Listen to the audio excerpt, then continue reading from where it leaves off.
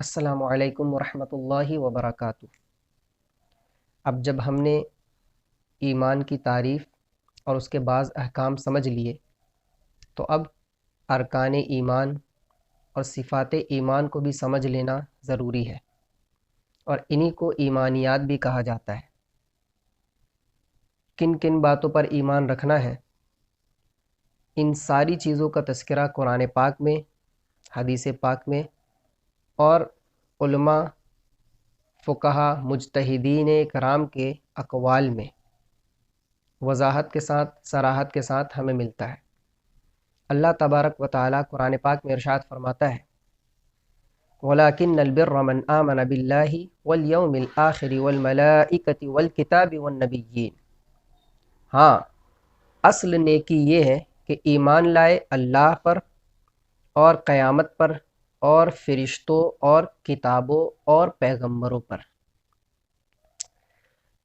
شروعات کہاں سے ہوئی؟ ایمان، اس پر اللہ تبارک و تعالیٰ پر سب سے پہلے۔ وَلَكِنَّ الْبِرَّ مَنْ آمَنَ بِاللَّهِ، اصل نیکی کیا ہے؟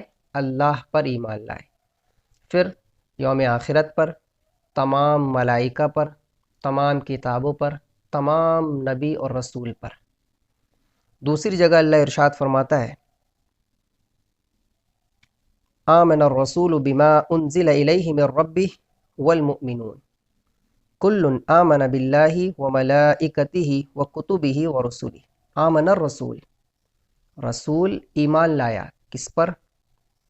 اس پر جو اس کے رب کے پاس سے اس پر اترا، اور ایمان والے سب نے مانا۔ والمؤمنون، اور جتنے ایمان والے تھے وہ اور رسول ایمان لائے، کس پر؟ جو اللہ تبارک و تعالیٰ کی طرف سے رسول پر نازل ہوا۔ پھر آگے ارشاد ہوا کل آمن باللہ وملائکتہ وکتبہ ورسلہ، اللہ اور اس کے فرشتوں اور اس کی کتابوں اور اس کے رسولوں کو۔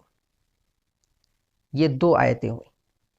پھر تیسری جگہ اللہ ارشاد فرماتا ہے قولوا آمنا باللہ وما انزل الینا وما انزل الی ابراہیم واسماعیل واسحاق ویعقوب والاسباط وما اوتی موسیٰ وعیسیٰ وما اوتی النبیون من ربہم۔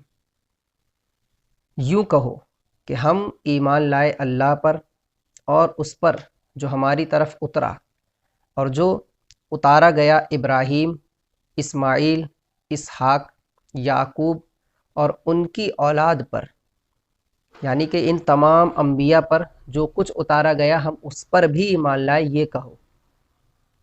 اور جو عطا کیے گئے موسیٰ، عیسیٰ اور جو عطا کیے گئے باقی انبیاء اپنے رب کے پاس سے، یعنی ان تمام انبیاء کرام پر بھی ایمان لایا، یہ کہو۔ اور ان انبیاء کرام پر جو جو چیزیں نازل ہوئیں ان پر بھی ایمان لایا، یہ کہو۔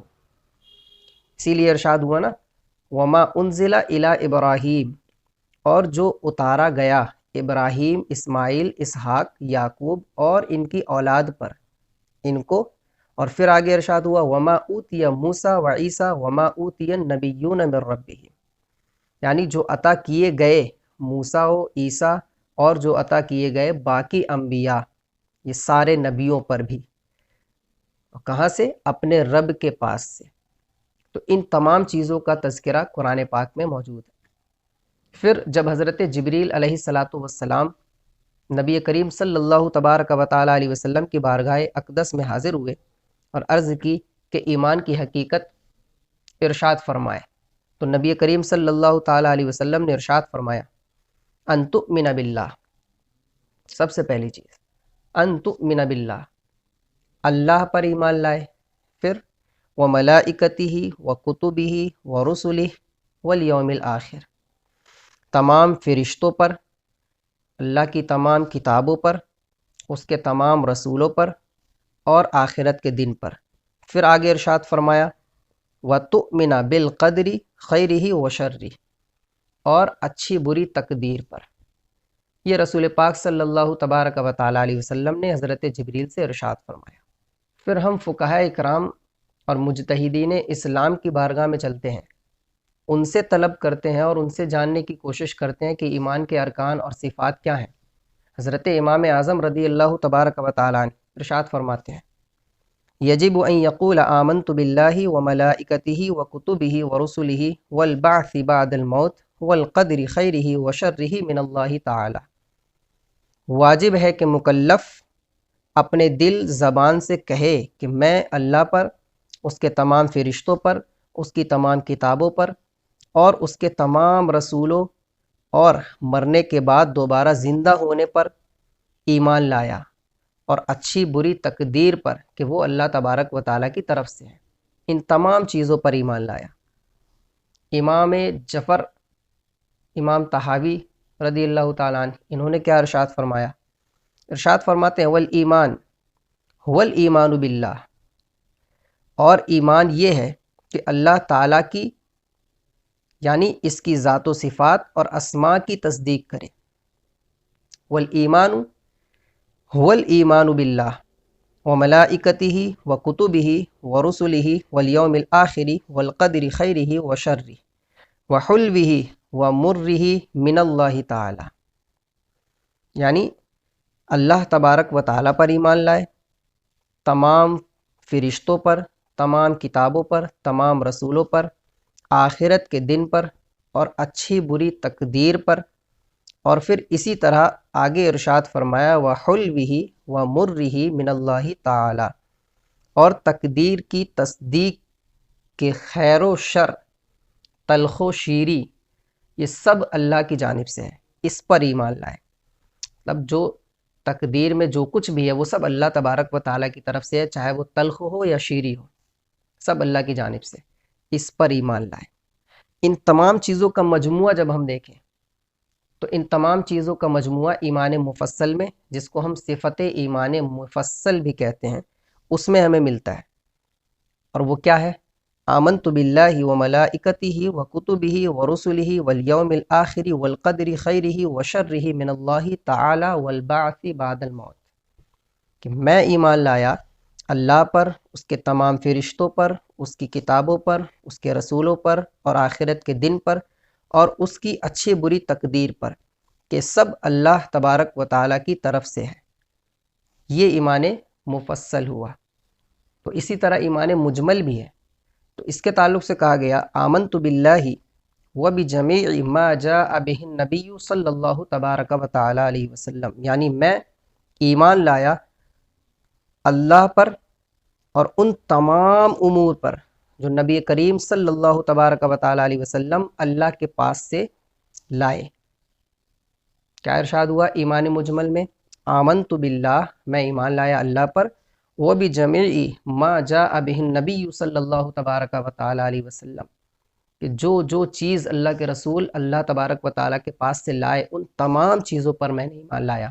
ان تمام قرآن پاک کی آیات سے، حدیث پاک سے اور ارشادات علماء اور فقہا سے ہمیں یہ معلوم ہوا کہ ایمانیات، صفت ایمان کیا ہے۔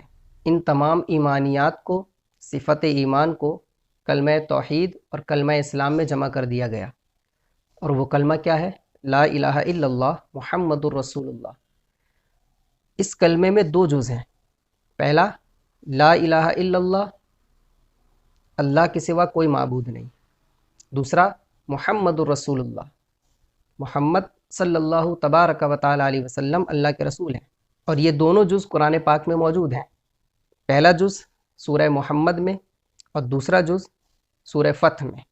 توحید و رسالت کو ماننے سے دیگر ایمانیات کا ماننا بھی لازم آتا ہے، مطلب جس نے یہ کہا کہ میں اللہ پر ایمان لایا اور جس نے یہ کہا میں رسول پر ایمان لایا، تو وہ تمام کتابوں پر، تمام فرشتوں پر، آخرت کے دن پر، مرنے کے بعد زندہ ہونے پر، تقدیر پر، ان ساری چیزوں پر ایمان لایا۔ جس نے یہ کہا کہ میں نے اللہ پر ایمان لایا، رسول پاک پر ایمان لایا، تو وہ ان تمام چیزوں کو ماننے والا کہلاتا ہے۔ اور توحید و رسالت کا اور ایمان لانے کا تاکیدی حکم قرآن پاک میں موجود ہے۔ اللہ ارشاد فرماتا ہے فآمنوا باللہ ورسولہ النبی الأمی، تو ایمان لاؤ اللہ اور اس کے رسول نبی امی لقب والے پر۔ فآمنوا باللہ، اور ایمان لاؤ، ورسولہ النبی الامی، اس کے رسول پر جو نبی ہیں امی لقب والے۔ ان تمام ارکان ایمان جو ہم نے عرض کی، اللہ پر ایمان لانا، رسول پاک پر ایمان لانا، اس کی تمام کتابوں پر، تمام فرشتوں پر، تقدیر پر، مرنے کے بعد زندہ ہونے پر، یہ تمام ارکان اسلام، ارکان ایمان، ان میں سے کسی ایک کا بھی انکار کرنا یا سب کا انکار کرنا کفر ہے۔ سب کا کرے تو بھی کفر، ایک کا بھی کرے تو بھی کفر، اور ایسا شخص اسلام سے خارج ہے۔ تو ہم سبھی کو ان تمام باتوں پر ایمان لانا ضروری ہے ایمان والا ہونے کے لیے۔